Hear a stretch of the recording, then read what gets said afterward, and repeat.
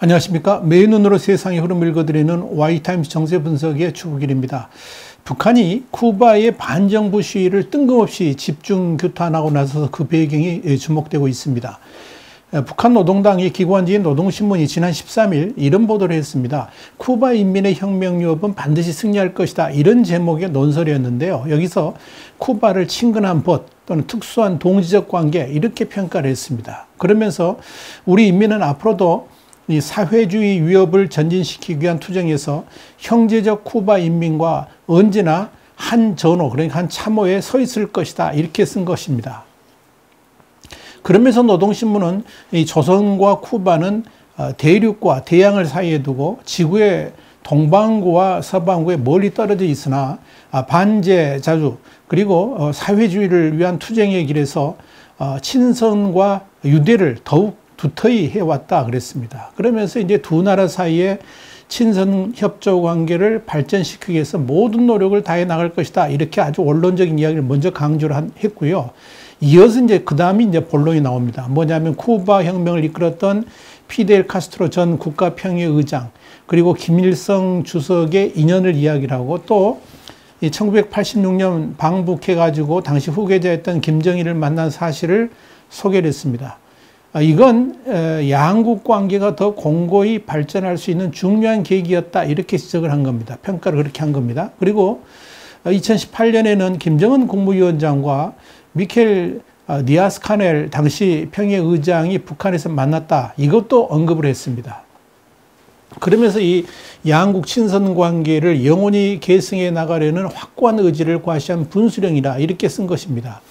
그런데 이렇게 북한과 쿠바 인연을 강조한 다음에 최근 쿠바에서 이 대규모 반정부 시위가 일어나고 있는 점을 의식해서 뭐라고 했냐면 적대 세력의 도전이다. 이렇게 강력하게 비판을 하고 나선 겁니다. 노동신문은 이 제국주의자들은 쿠바에서 피델 카스트로 동지의 위협을 말살하고 사회주의를 무너뜨리기 위해서 수단과 방법을 가리지 않고 있다. 그러면서 지금 쿠바 정부와 인민은 적대 세력의 온갖 도전을 맞받아 나가며 조성된 난국을 타개하고 부강한 사회주의 국가를 건설하기 위해서 투쟁하고 있다. 이렇게 주장을 한 겁니다.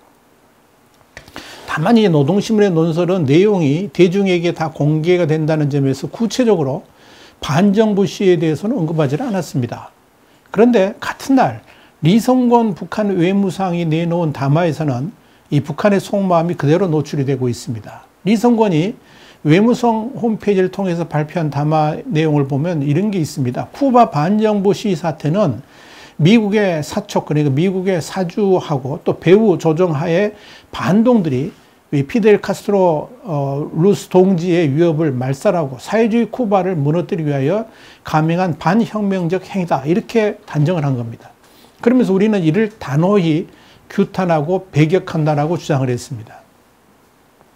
리성고는 이어서 쿠바 정부와 인민이 온갖 도전을 맞받아 사회주의 제도를 수호하려는 강력한 의지를 천명하는 데 높이 평가한다 그러면서 이 조성된 난국을 타개하기 위한 쿠바 인민의 투쟁에 다시 한번 전적인 지지에 그리고 연대성을 보낸다라고 강조를 했습니다.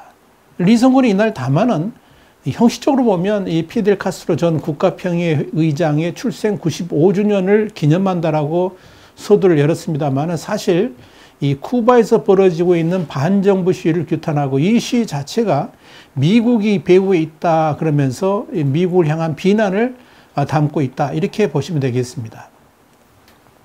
북한 외무성은 지난 7월 외무성 부상 담화에 이어서 22일 그리고 이번 달 또 8월 2일이죠. 그렇게 외무성 홈페이지에서 쿠바 시위 관련 미국의 행보를 비난한 바 있습니다. 그동안 미국에 대한 비난을 자제해 왔었는데 북한이 쿠바의 반정부 시위를 들어서 미국 비판을 제기했다는 것은 정말 이례적입니다. 노동신문은 지난 5일에도 국제문제평론가라고 밝힌 김윤미 개인 명의의 글에서 미국이 사회주의를 지향하는 나라들의 공격의 예봉을 집중하고 세계의 자주화 위협, 사회주의 위협을 말살하려고 발악하고 있는 조건에서 이는 결코 쿠바만의 일로 될 수 없다 그러면서 바로 여기에 간과할 수 없는 미국의 반쿠바 책동의 위험성이 있다고 지적을 한 바 있습니다. 그러니까 이건 쿠바만의 문제가 아니라 북한에도 이런 일이 벌어질 수 있다라고 한 우려를 표한 것이죠. 또 지난 6일에도 외무성 홈페이지에 온갖 도전과 난관을 과감하게 뚫고 나가는 이 사회주의 쿠바 이런 제목의 글을 게재했는데요. 여기서 유럽 동맹, 그러니까 유럽연합 고위 정객이 쿠바 반정부 시위자들을 두둔하면서 석방을 운운한 것은 주권 국가에 대한 내정 간섭 행위다 그랬습니다. 절대 용납할 수 없다. 이런 강조를 한 겁니다. 이건 지난 7월 29일 EU의 외교 안보 정책 담당 고위 대표가 쿠바의 반정부 시위를 지지하면서 체포된 사람들은 즉시 석방돼야 한다. 이런 성명을 내니까 이걸 비난한 거죠. 자, 그렇다면 북한이 왜 이렇게 쿠바 시위에 대해서 민감하게 반응하느냐 하는 것이고요. 특히 이 쿠바 반정부 시위에 대해서 외무상 이름으로 담화까지 발표하는 이유가 과연 뭐냐 하는 이야기입니다. 한마디로 쿠바의 반정부 시위를 놓고 북한 외무상이 담화까지 냈다는 점도 이례적이라 할 수 있다 이야기입니다. 왜 그럴까요? 이 북한은 쿠바에서 반정부 시위가 일어난 배경에 두 가지 이유가 있다 이렇게 보고 있습니다. 첫째는 뭐냐면 미국의 배후 조종에 의한 것이라는 거, 그게 하나고요. 둘째는 미국의 대쿠바 제재 때문에 민생고가 발생해가지고 일어난 것이다 이렇게 주장을 합니다. 사실 쿠바에서의 반정부 시위가 이렇게 확대되고 한 달 이상 이어지고 있는 가장 중요한 이유는 식량난입니다. 시위대들은 빵을 처음에는 외쳤는데 나중에 그게 자유라는 단어로 구호가 승화가 됐습니다. 그런데 그런 식량난의 가장 큰 원인이 뭐냐면 바로 코로나 때문입니다. 거의 모든 국민이 직간접적으로 관광업에 종사하고 있는데요. 이런 쿠바가 코로나의 직격탄을 맞은 겁니다. 당연히 경제는 악순환의 고리에 빠져들었죠. 재정난이 이제 심각해지니까 쿠바 정부는 화폐 개혁을 했고요. 이런 정부의 조치는 아미시장이 활개치게 만들었습니다. 결국 물가가 급등하면서 대혼란을 가져왔습니다. 설상가상으로 비료가 부족해가지고 쿠바의 최대 수출 품목인 사탕수수의 수확이 올해 30% 이상 줄어들었습니다. 그러면서 최악의 이 경제 상황을 맞게 된 겁니다. 이렇게 쿠바가 위기에 빠지니까 카스트로 형제의 뒤를 이어서 국가평의회의 의장이 된 미겔 디아스카넬은 지난 7월 11일 이런 쿠바의 위기가 미국 때문에 비롯됐다 그러면서 책임을 미국으로 돌렸습니다. 그러나 그런 주장은 오히려 쿠바의 젊은 세대들에게 반발만 불러왔습니다. 특히 쿠바의 MZ 세대들은 이 SNS를 통해서 의견을 교환하면서 반정부 시위의 선봉에 섰습니다. 그들은 공산혁명의 심장인 바로 그곳에서 리베르타드, 그러니까 자유를 외쳤습니다. 쿠바 공산혁명을 이끈 체 게바라가 했다는 말, 승리의 그날까지 영원히, 바로 이 말이 적힌 그곳에서 자유를 요구하는 시위가 일어난 겁니다. 수만 명의 인파가 쿠바 전역 40개 도시에서 국영상점을 약탈하고 경찰차를 전복시키는 일까지 벌어졌습니다. 바로 이런 쿠바의 상황이 묘하게도 북한의 지금과 너무나도 겹쳐 있습니다.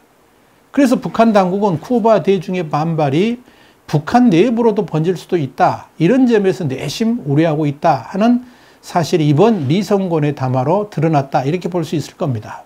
그런데 말입니다. 더 신기한 일이 쿠바에서 발생했습니다. 지난 7월 말에 이 쿠바 시위가 3주 넘게 격화되고 있는 상황에서 쿠바의 고위 군 지휘자들이 5명이나 연이어 사망하는 미스터리한 사건이 발생했습니다.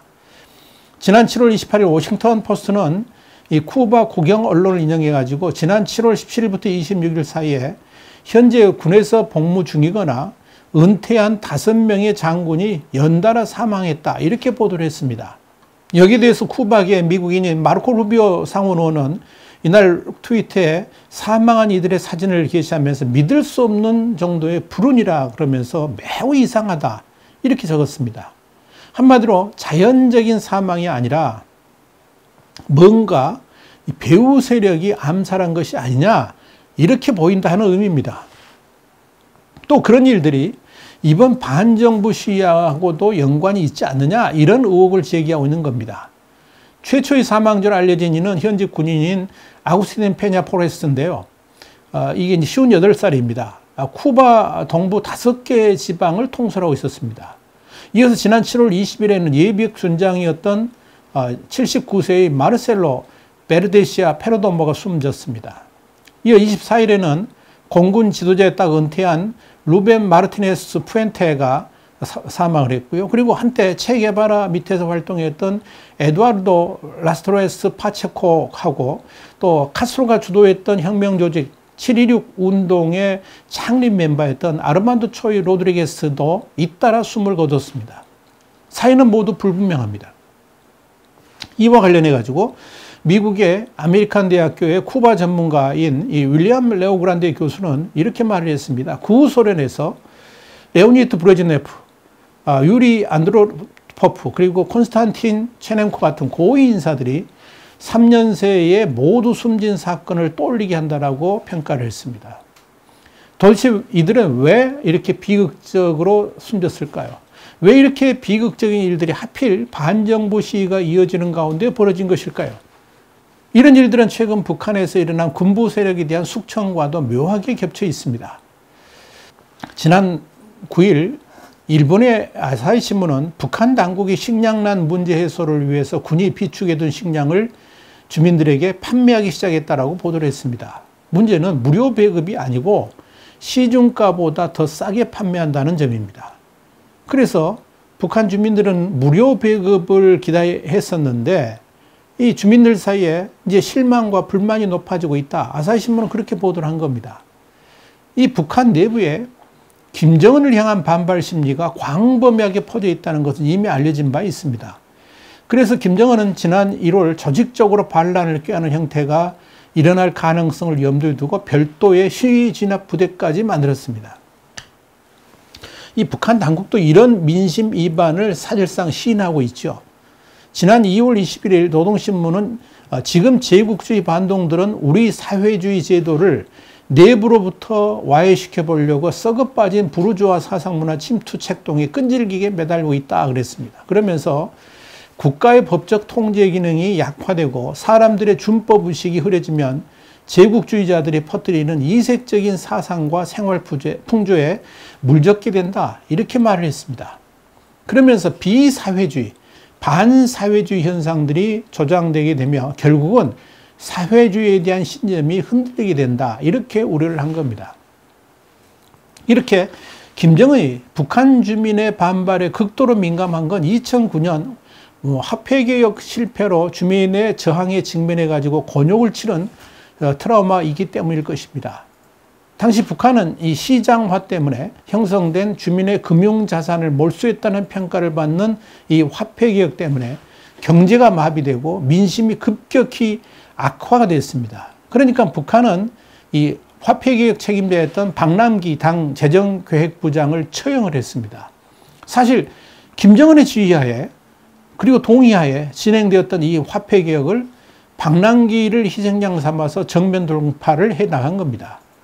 앞서서 1997년 최악의 식량난으로 민심이 악화되었을 때도 당 농업비서 서관이를 공개 처형하면서 위기를 넘긴 적도 있었죠. 그래서 북한은 지난 2011년 튀니지 노점상 청년의 분신으로 촉발된 이 아랍의 봄 사건 같은 반정부 시위에 민감하게 반응을 한 바 있습니다. 그런데 이번 쿠바의 반정부 시위 역시 이 대북 제재와 코로나 봉쇄 장기화로 식량난과 생활고가 원인으로 지목되고 있는데 그 상황이 지금의 북한과 너무나도 흡사해서 북한에서도 비슷한 상황이 벌어질 것을 우려하는 것이다. 이런 분석이 나오는 겁니다. 북한은 이렇게 경제난이 심화될 경우에 언제든 밀란이 일어날 수 있다는 두려움을 갖고 있습니다. 실제로 하노이 노딜 직후인 2019년 4월 백항용 평안북도 청년동맹 위원장, 지금은 이제 비서입니다만은 이 사람이 노동당 대내 기관지인 근로자에 이런 글을 실었습니다. 중동에서 아랍의 봄을 통한 정권 교체의 비극이 연발한 것은 20대 청년들이 손전화기, 그러니까 핸드폰을 통해서 서방의 인터넷에 접속을 해서 모략 선전물을 보고 동조했기 때문이라 그랬습니다. 그러면서 청년들을 무방비 상태로 내버려 두면 상상밖에 무서운 일이 벌어질 수 있다라고 경계심을 드러난 바 있습니다. 근데 그런 우려가 지금 북한에서 현실화될 기미를 보이고 있다는 이야기입니다.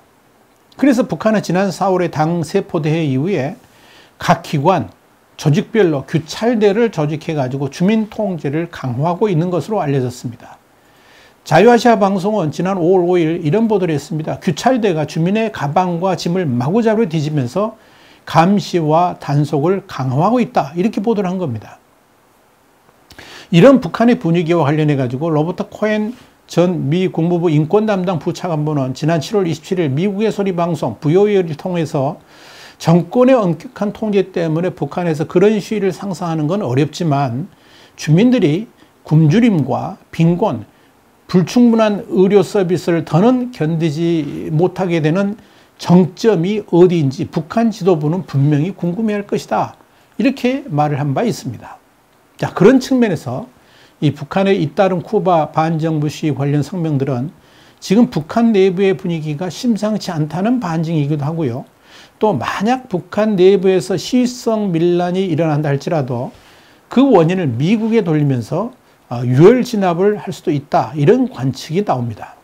여러분, 북한은 지금 이렇게 뒤숭숭합니다. 와이타임스 정세 분석이었습니다. 다음 시간에 다시 뵙겠습니다. 감사합니다.